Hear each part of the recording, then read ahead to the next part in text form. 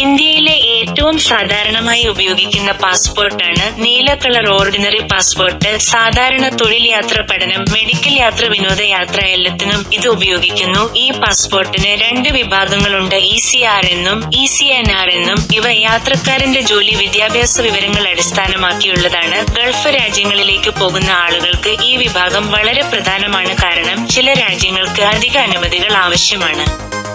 Ordinary പാസ്പോർട്ടിന് 36 page, 60 page എന്നിങ്ങനെ 2 വലിപ്പങ്ങളുണ്ട്. യാത്ര കൂടുതലുള്ളവർക്ക് 60 പേജ് കൂടുതൽ സഹായകരമാണ്. പുതിയത് എടുക്കാനും റീഇഷ്യൂ ചെയ്യാനും സാധാരണ രേഖകൾ: ആധാർ, വോട്ടർ ID, ജനന തെളിവ്. പോലീസ് വെരിഫിക്കേഷൻ ആവശ്യമാണ്. നഷ്ടപ്പെടുകയോ കേടാവുകയോ ചെയ്താൽ ഉടൻ ഓൺലൈൻ വഴി റീഇഷ്യൂ അപേക്ഷിക്കണം. യാത്രകളിൽ പ്രൊഫൈൽ സുരക്ഷ ഉറപ്പാക്കേണ്ടതാണ്. ഫിനാൻസ് ചാനലായതിനാൽ ഓർഡിനറി പാസ്പോർട്ട് ഉപയോഗിച്ച് വിദേശയാത്ര പോകുന്നവർക്ക് ചെലവ് പ്ലാൻ ചെയ്യുന്നത് അത്യാവശ്യമാണ്. കറൻസി റേറ്റ്, വിമാന ടിക്കറ്റ്, താമസം, ഭക്ഷണം, അടിയന്തര ഫണ്ട് തുടങ്ങി മുഴുവൻ ധനകാര്യ പ്ലാൻ തയ്യാറാക്കി മാത്രമേ യാത്ര തുടങ്ങേണ്ടതുള്ളൂ.